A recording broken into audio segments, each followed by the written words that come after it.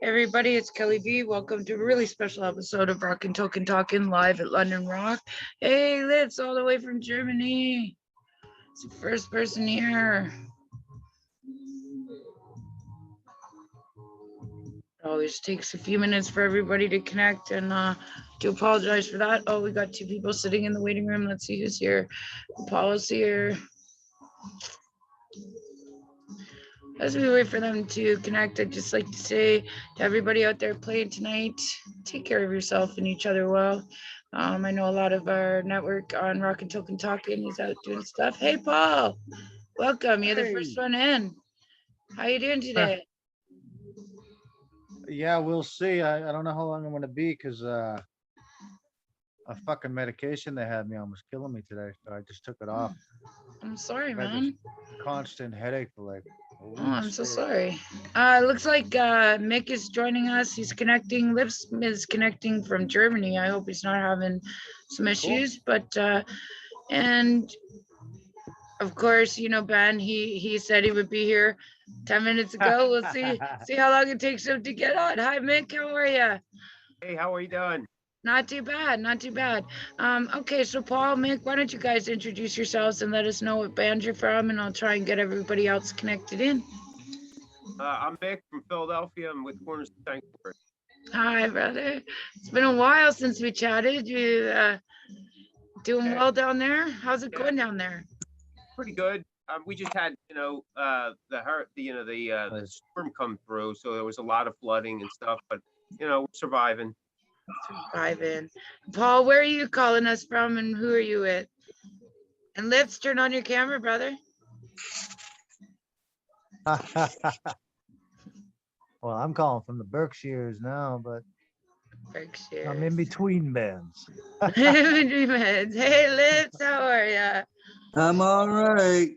You're all right. How's the recording going? Okay. He's okay. He's okay. How's the process going? It's being mixed. It's being mixed. Ooh, exciting. Exciting. Who's doing that with you? Are you allowed to say, or do you want to say? Still at the same place. Still at the same place. I don't think you ever told us the name of it, just that you're out in the country in Germany. The name of the studio is called Sound Lodge. Sound Lodge. Nice. Sound Lodge. You lodge here when you're making sounds. Well, you're making sounds. Yeah, it looks pretty swag.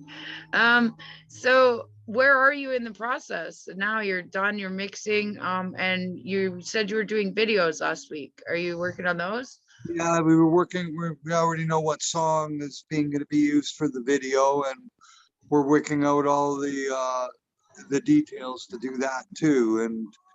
And that's going to be a lot of fun. That happens on the 9th. Ah, exciting. I'm really curious as to what the visuals will be. What it's gonna visually look like. That's where my art lays. What is it gonna visually look like? Yeah. Well, the song is called Ghost Shadow. So there's a bunch of, it's actually quite interesting, the stuff that we were talking about today. And because of course, the idea of shadows and ghosts, you can use silhouettes, images of silhouettes, as well as double images. Right. Where you look like you're possessed, or you know what I'm saying, where it looks like you're transparent. Right. I think that's cool. Yeah. So we'll see how. It's kind of complicated to explain. As it is. Without the diagrams and everything that I had in front of me today, it's impossible for me to just relay it. Like a picture's worth 1,000 words. Well, this is moving pictures.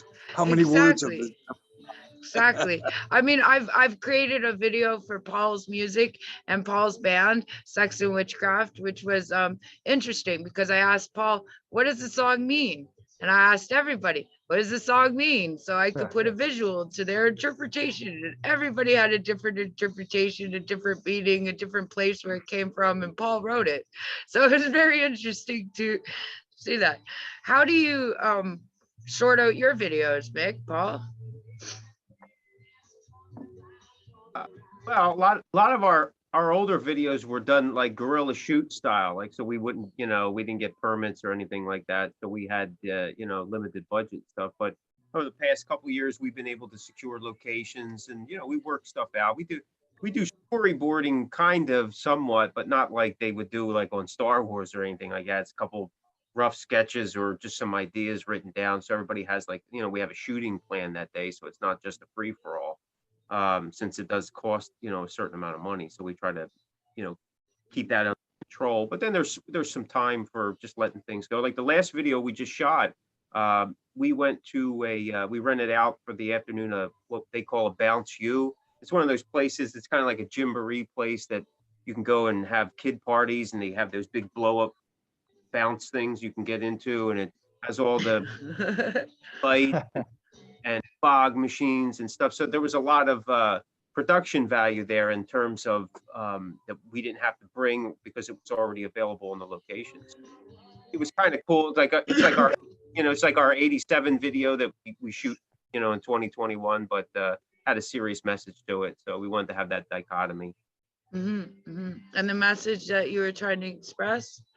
Well, the song is called Casualties of War, and regardless of the situation, it seems like the little people are always collateral damage. So at some point or another, we're all casualties of war, whether it's social, economic, part of the pandemic or whatever, relationships, things like that. So the video has this kind of good time feeling, with these lights and stuff like that, but the message is something a little different. We had big screen overlays of World War I and World War II footage that was playing at the same time we were. So it was like a big projection on the open wall. So it kind of created that, that diversity of, oh, this is a good time, but oh, maybe it's not. So. Mm-hmm. Paul? Oh, Thomas Vikström is here finally, all the way. Hey, Mick, where are you from? Philadelphia. Pardon me? Philadelphia. Okay, right. Philadelphia. I hear your accent, and I'm trying to figure out where that's. It sort of sounds like. It sounds like East Coast, but I wasn't sure where. I thought New York, right? Yeah, just a little bit. I don't have that real long New York drawl, but what we do in Philly, we cut off a lot of tail ends. Like instead of saying window, we say window. Right. Yeah. But that's almost Jersey-ish. Yeah. Well, where I am, it's like we're real close to Jersey, so it's a lot of that. Well, maybe that's sort of what I'm. That's what I'm hearing in it more. It's almost like Jersey. It reminds me of my buddies from the Old Bridge area there, right? Yeah. I think that's one of the most awesome things about the show is all the accents. Go ahead, Paul. I was wondering if Mick, you guys got hit by the weather. I know. Jersey. Oh yeah, he did. Yeah, we got hit pretty bad. Yeah, I know in Jersey there was tornadoes dropping down, but we had some here in Berks County and stuff like that. And the flooding was unprecedented. Like 676 was. They said it's not a road anymore. Now it's a river. And it was completely, it was brutal. There was roads. Welcome, Thomas. Now. You're on now. Hi. Hello. Hi, everybody. Why don't you introduce yourself and let us know where you're coming in from? I'm coming in from Spain right now. Yeah. Spain, and I'm Thomas. Yeah. And it's freaking hot. We had 47 degrees the other day and my air conditioner here just broke. Shut up. I woke up so cold this morning because it's Canada. We dropped 10 degrees in one day. Oh, I want to change with you. It's so cold this morning. I can't even tell you. I have my heater on, my toque on. For those of you, that's a hat. And in Texas, they call toques toboggans. Does anybody know that? They've never seen snow. They've never seen snow. But anyways, how are things in the world right now? I know, Mick, you were saying you're dealing with the aftermath of the hurricane, and I'm really sorry about that. And so are many people across my networks. But just in general, what's going on where you're at in Spain? Well, here everything is starting to loosen up now. You know, we started to do gigs and stuff, so it's pretty cool. You need mask in the store and in the bus and train. That's about it.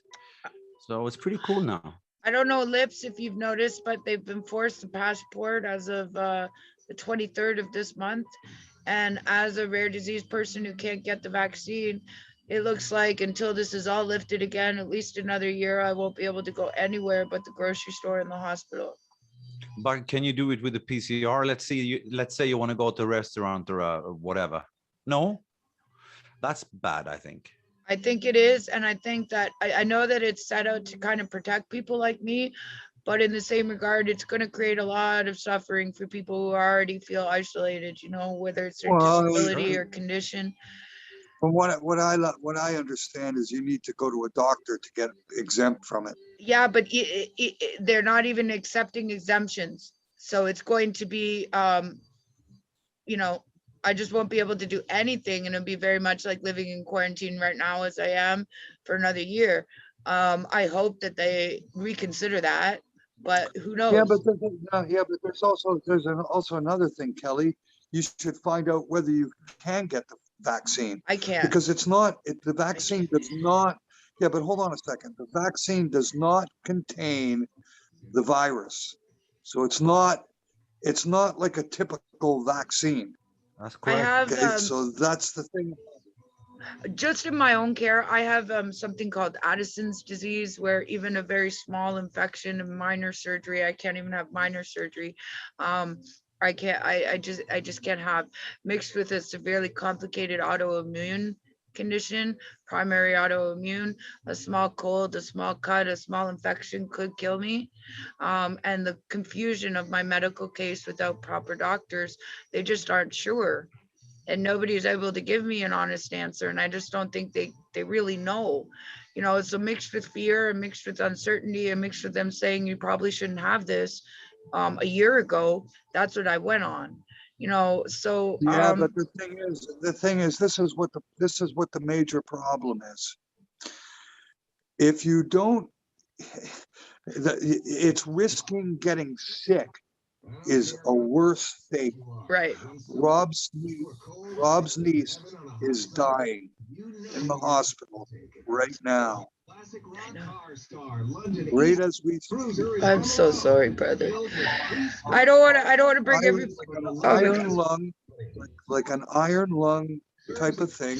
She's 32 years old. I'm so sorry. Okay? Yeah, I'm just saying that. And this is, we're starting to get to the children now and vaccinating the children, and this is an issue. But and let me finish where I'm going with this. And this is a result. Oh no, you cut out. Yeah, I think he froze up.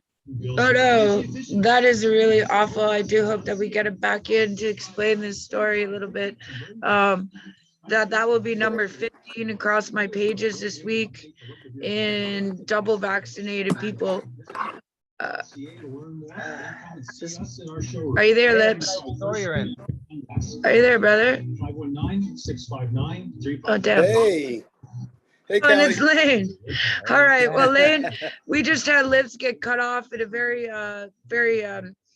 pivotal point in the conversation. Actually, we've been talking about what's going on around the world a little bit with the pandemic. Thomas is in Spain, and you know, things are opening up again and people are starting to play. What's up, Thomas? Hi there. Very, Hi there. very Nice to meet you. different Good to Hey, everywhere good to see you. else. And then we have Mick Michaels joining us from Philadelphia, and you know Mr. Paul Hey, O'Neill Mick. very How are well. ya? You know that guy. Hey, Nick? Ben. Philadelphia How you Flyers. Yes. So I would like Hey, to see today this. I was gonna have my girlfriend Kelly join me if that's all right. That's fine. Come on. Could you actually just start the trivia, brother? Because we just got hit with some Yeah, as soon as she comes in, she'll help me. hard news about Lips's Rob's niece is sick with COVID in the hospital, so he was telling us that story. He's gonna come back in right now. I never heard that. Is she really bad? Really bad. Sorry. You Oh, know, I couldn't 15 hear that. people across my pages this week, double vaccinated, in the hospital, sick, dealing with this, and it's not over, I don't think. Fortunately, Lips, are you there, brother? I'm back. You're back. Yay. All right. So Sorry about please that. finish your thought. I know it was heavy, but please finish. Oh, me? Yeah. Yeah, so this happened about 2 weeks ago, right?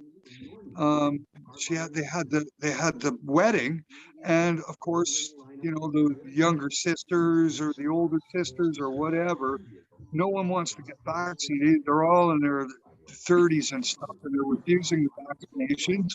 Well, they came to the wedding with COVID, and they gave it to the bride, and that sent her, and she's a bit overweight, a type of girl. She got it within a week. They had to hospitalize her, and now she's at Toronto General, basically on an oxygenating machine. It's not even attached to her lungs. It's attached to her bloodstream because she has no lungs. Okay, Wow. that's, Oh my gosh. yeah, it's an induced coma. So this is really, really, really serious. The problem with all of this COVID stuff is that most people don't realize they even have it. So the poor sisters came to the damn party not even realizing they're sick. They got their sister sick, and now, of course, look at what this turned. It's just not all around horrible. Yep. And now the thing is, have to begin to understand is that these vaccines are not made from virus material at all. So it's not an invasive type of thing. But this is what the aspect is. The risk of platelet problems or with an immune problem issue is very, very, very rare. Okay, where you get platelet problems, but with COVID, that's really, really common. Yes. When you yes. get COVID, that's actually what happens to you. I think it's kind of interesting that the rest of the world has actually kind of had to live my existence for the last little while. They've had to live isolation. They've had to live careful. They've had to live careful interactions. And, you know, listening to people over the last year not really caring about it or not really caring about themselves enough to get vaccinated or protect their venues or events, it was really hard. And now we're starting to see the backlash of people getting sick all over. I am, at least. And I hope but the thing is that when you risk actually getting it over the vaccine, yes, that is a way bigger risk. Yes, and I really hope that we can make a little bit of a difference into just getting people to care about themselves and each other and their events, their fans, and, you know, just think double, but also that you know, just to take care a little bit, I mean, of each other. Think about it when you're out there, and maybe do the testing strips at events and make sure everybody walks in the door healthy. And then it's not a matter of politics, it's not a matter of thought, it's just a matter of everybody in that event is totally safe. And whether that's a wedding, a concert, a movie theater, whatever. The whole thing is not a political thing. It's a medical emergency, worldwide problem. Okay. Totally. Yeah, Totally. yeah, totally. I agree with that. Yeah, and it's taken, I think, a few years for people to really smack their heads together and see it as for what it was. And I know when I started doing this so long ago, it was such a different thought. We've heard every opinion across the board, from it being fake and not being real, it being a controlled government thing. It's all this, you know, coming from the radio signals, it's coming from, you know, without generalizing, those people yeah. are often flat earthers, you know. Oh yeah, It's totally- yeah. I met one the other day, and I was just like, "Oh my lord, this is gonna be a fun night." All right. Yeah, let's you know, just- I had a conversation with a guy in internet. I shouldn't have started, but I did, you know, and it turned out that he was you know, he thinks the world is flat. And I said, no, it's not. You I know, fired a guy. for I'm that saying one. it's the not. same guy thought we Dude, didn't you go do to not the have the meeting. brain And he capacity. replies, Can can you prove it to me? Can you prove it Can to you me? prove it to me? Yes. No, And I think no, we I need. can't. But everything points that I'm right and you're wrong. You know, Yeah, I don't know where they I come just from. gave up. That's all you can do sometimes. You That's all can't you be can do. stupid. You just can't. You just can't. No way. No. Hey, Well, I Bob, mean, good to see this you. is common. Like, how many pictures of the planet do you have to see in your lifetime to know that's not true? Oh, they're all Photoshop. No, Come it on, is. Liz. It's a Come flat on surface. now. There's one guy in a room faking all this shit. No, come on. 'Cause we just can't. Yeah. Anyway, so I think we need some laughter. Why don't we get to the trivia game there, Ben, and invite There your we lady go. on? And hey, Kelly. Where Would you did like she to check come it in? out? Your name called. You want to help me out with this? Nope. All right, maybe she'll come on for another You're on your own. episode. All right. All right. Okay. Well, anyways, we'll just have to do it loud. Okay. A threadworm sounds tiny and relatively harmless, right? Well, wrong. Do you know where these parasitic threadworms come from? It's either A, out of a kid's butthole, B, out of an unwashed fruit, C, out of your your beloved's pet. I guess that covers a lot of or Orifice? D, out of the human ear. I gotta go with kids' butthole because man, they are No, I go with the fruit. contaminated little I beings. go with the fruit. Fruit. Fruit. Fruit. Mm. I'll stick Now with the fruit. that would make sense, but knowing this game pretty well, As what we would do, you go yeah. with? Okay. Lips, what are you going with? Well, I'd almost say fruit too, because but maybe something as ridiculous as a human ear makes. Or a kid's butthole. You got a kid's butthole is A, unwashed fruit is B, C is your beloved pet, and D is out of the human ear. I'll go with the pet. Pat. Pat, Okay. Okay. So we're all in pretty much with pet.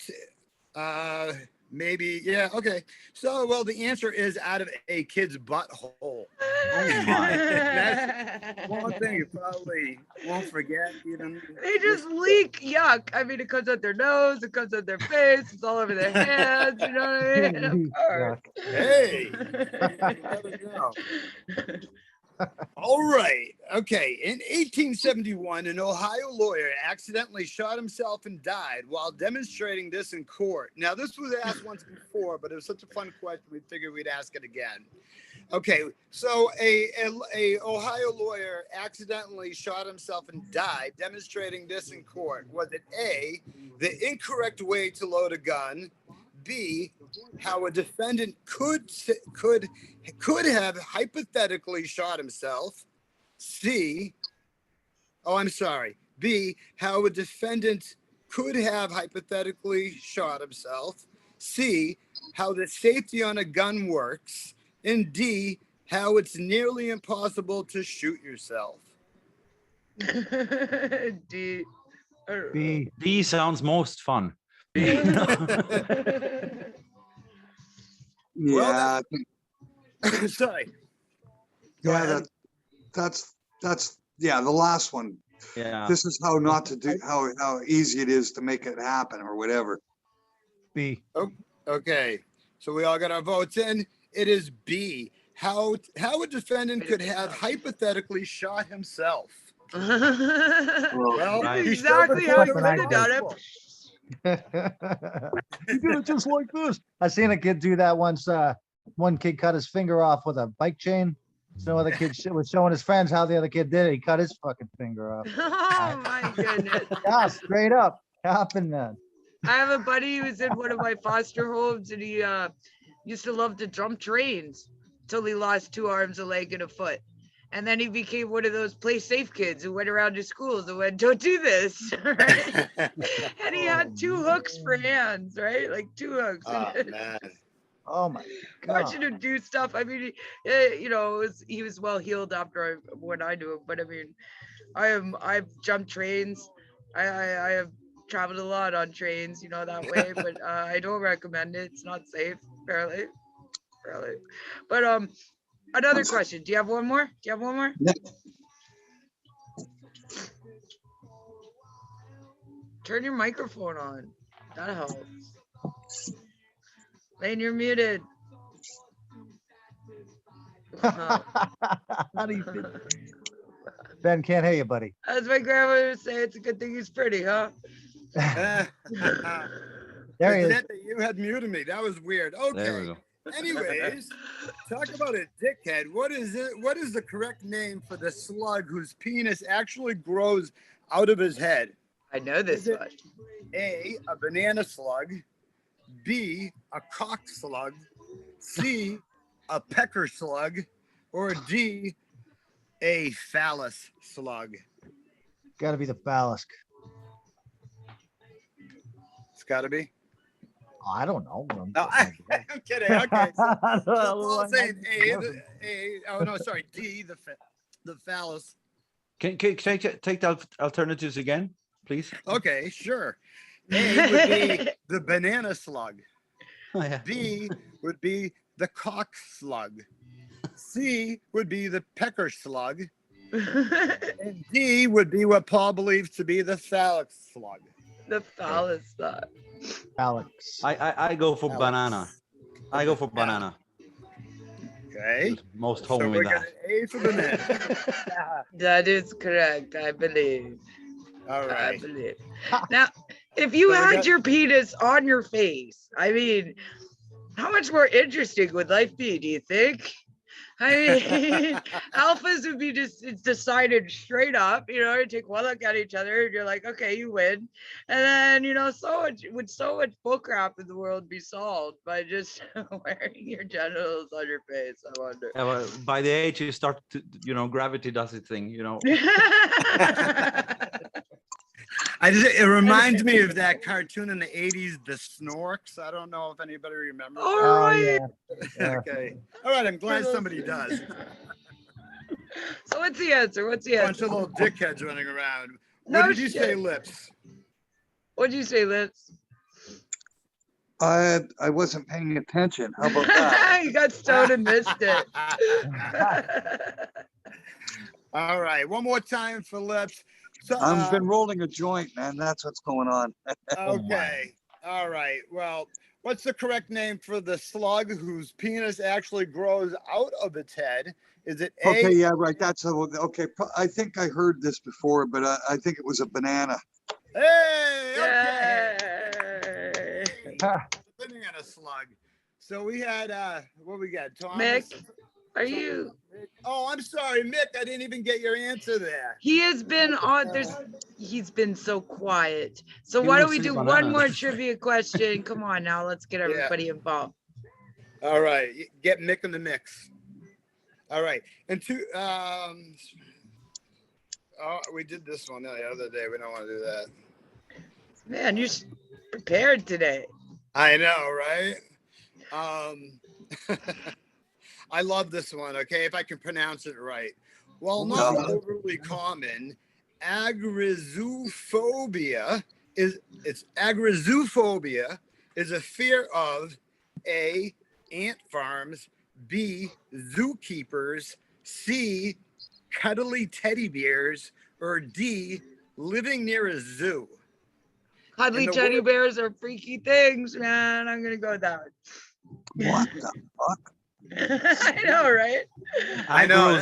Agrozophobia. Did you say that? Agrozoophobia, yes. I will actually show it without showing the answer, so you can read that word. Agrizophobia. Okay. Yeah. You got it? All right. I go for living near a zoo. Yeah. Does sound like it Yeah, should be living right, near a but zoo. Near a zoo. Okay. Really? Come on, All guys. right, Mick, what's going on? You said living near a zoo, Mick. I don't know, man. You guys are going for the obvious. The obvious. But this game, it's never the obvious, is it? No, because it actually is the fear of cuddly teddy bears. Oh my, Hey, there you go. that's perverted. Yeah. And Freaky, man. I'm bringing my girlfriend Kelly in because I can't pronounce words, and she's gonna help me here a little bit. Okay. Hey, Kelly, how are you? Come on. This is Hi there. Kelly. Oh my God, somebody stole that shirt the last time I went to the laundromat. Out of my, the only one too, man. That's why you went to Canada. It must have been you. Sneaky. Very well done. How are you, hon? Good, how are you? I'm all right. So Kelly, this is Lips, and this is Thomas, and this is Mick, and you know Paul. And this is Kelly. Sorry. How Kelly. are you? You guys were already talking. Okay, so to annoy your friends with a useless piece of information, Captain Crunch, full name is, and she's gonna, I can't pronounce these words, so she's gonna tell them. Okay, she can't even see this. We'll do it together. A, Horatio Magellan Crunch is A. B, Corrado Azzolino Crunch. C is Cristiano Castro Crunch. Cristiano. D is Cristiano. Okay, D is Heart Tea Crunch. I get it, Heart Tea Crunch. So is A, Horatio Magellan Crunch. B, Corrado Azzolino Crunch. C, Cristiano Castro Crunch. Or D, Heart Tea Crunch. Well, I will say this. I have a ginger obsession. I think it's pretty awesome, but you know, and I got actually told that I should not say that word anymore. But it's true. But after the creepiest ginger that ever lived, Horatio from CSI, I'm gonna go with that one. Yeah. Okay, Yeah, Horatio. Yeah. Yeah. Horatio. Like what is it Okay. with that? I don't know. No, that's not about. Go ahead. I don't have a clue. I go for the last one, D. The Heart Tea Crunch. Yeah, porque, why not? Why not? Yes. Yeah. What do you say, Mick? I'd say D. What do you say, Lips? Hershey. Hershey. Horatio there. I don't even think that was It's a A. Horatio. Horatio. Horatio. Yeah, I that know, seems but about I'm making right. fun of it. It's Horatio. I think I know this because I remember it from the cartoons. Really? Really? Yeah. That's, Sorry to that's- say I'm that old. And Jean Lafoot or Jacques Lafoot, right? The barefoot pirate. Aye.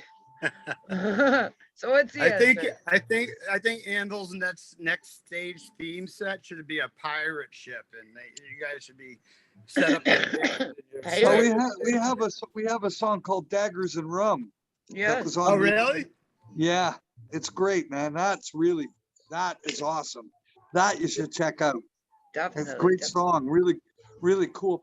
When's it coming out? production and shit. Yeah.